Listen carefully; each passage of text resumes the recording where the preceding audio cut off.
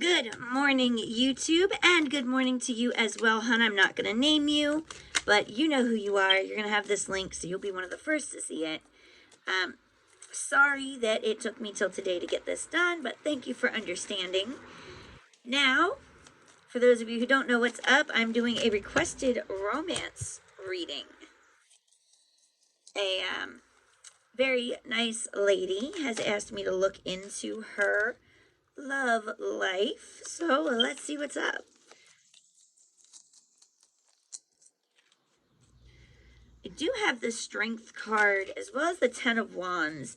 I got a feeling that, for one, you're the kind of person that can be kind of ferocious in your feelings. And I don't mean that in a bad way. Just you yourself, you're probably very overwhelmed with the things that you feel. And you can be a little intense with your displays of affection. Probably more because you're not one to really care for people like that. Like, you don't really pay attention to those around you, so when you do, it's intense for you and for them, just because you haven't really learned how to dilute it yet. I got almost like a childlike sense with it, of learning what love is, learning how to show it, trying and maybe not hitting the right ways, but it's so cute in its awkwardness that nobody could be mad at you, even if it is kind of a lot. And I do get the sense that that kind of scares you too. Your feelings can be very overwhelming to you, and there's this need to tame them. I don't feel like you really need to tame them per se, but maybe learn how to better express them in a way that makes you and everyone else more comfortable. Yeah, I would absolutely go for that. But you feel so intensely. Your ability to feel so intensely is actually a blessing. Go with it. You also tend to carry the people you love's responsibilities, burdens. When they come into your life and you decide that you love them or your feelings waken, you will do anything and everything for those people. Beg, borrow, steal, rob, you don't care. You would do whatever needs to be done to make that person happy. And it can get to the point where it's overwhelming for you. It's a little too much responsibility. And I'm sure there's a part of you that you're concerned this is going to happen again. You don't want to lose yourself in the relationship. You don't want to lose your sense of, not just sense of self, but your sense of security, your sense of freedom.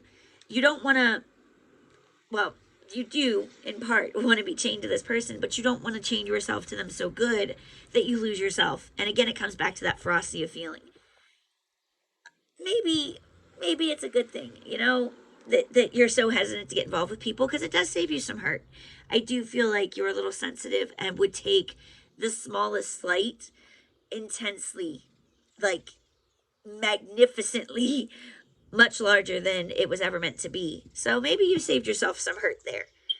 But overall, I do feel like your life is actually in a really good place. You've had a lot of blessings. You have a chance to do what you wanted to do, see the things you wanted to see, and work the job that you wanted to work, or career path you wanted to work.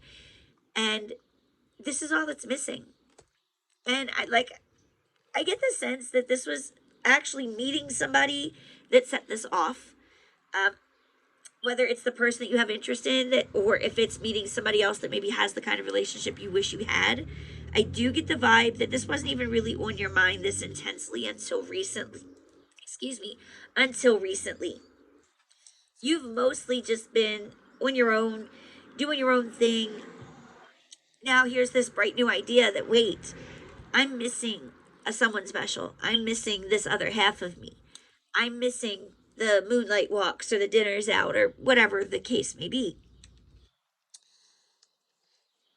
Now, again, I do get this. I'm going to repeat this a couple times. I do get the sense that this is somebody that you've crossed paths with that has given you this vibe. I also feel like there is already somebody that you are rather close with, very committed to. They may not be in a relationship with you yet. If they are, great, you already are on the right path. If not, you guys really need to get going. I get the sense of unrequited love. Maybe you're dating, but you haven't told them you love them yet. You're not sure, excuse me, if their feelings are as strong or similar to yours. But I do feel like either of you would do for the other without thought, without fail. You guys are a perfect match. Um, Now, if this is somebody that you already know, great. At this point, all you need to do is make your move if it hasn't been made already. If you've not yet, I don't want you to start like paying attention to every person. You'll know as soon as you see them, you'll know this is who I mean. Your intuition has already been talking to you in this situation. You just haven't wanted to listen to it. You've doubted. There may be some, well, that person could never look at me, or that person is way better than me. There's no way. Put that away. That does not even need to factor in here. Listen to your intuition. If your intuition is telling you this person's checking you out, don't just write it off. Don't tell yourself you're not good enough. I do feel like you undervalue yourself. I feel like there's a lot of anxiety as to your appearance not being good enough or your intellect not being good enough. And that's not something others around you see or think. There's probably trauma behind it, if anything. Another relationship where they told you weren't good enough, or a series of relationships. Maybe growing up you were told. Don't let this, girl, do not let this hold you down. There is no reason to be terrified, upset, worried, feel like you're not good enough. Talk yourself down. There is none. Okay? Zero reason to believe this stuff about you. I want you to try and put that behind you as best as you can. Whoop. Cat just knocked over the camera. Try and put this behind you as best as you can. Try and move forward. Take the actions as your heart and your intuition are guiding you to take, and let the rest kind of just fall into place. As far as this person, as I said, if they're in your life and you've not already identified them, don't like race around everybody trying to piece it together. Just follow your intuition. Just start by practicing that self-love, and the rest will follow.